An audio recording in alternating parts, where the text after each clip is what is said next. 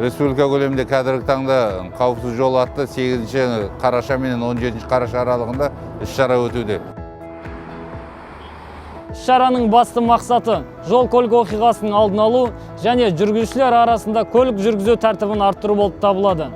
Іс-шараға Шымкент қаласы полиция департаменті, патрульдік полиция полкі және учаскелік полиция инспекторлары, әкімшілік полиция басқармасы, жол техникалық инспекциясы және басқа да мемлекеттік органдардың қызметкерлері қатыстырылуда. Іс-шара барысында жүргізушілердің мас халде көлікті басқару, қарама-қарсы бағытқа шығу және басқа да жол қозғалысы ережесін бұзған жайттар анықталуда. Осыған байланысты қала тұрғындарынан жол қозғалысы ережесін қатаң сақтауды сұранамыз.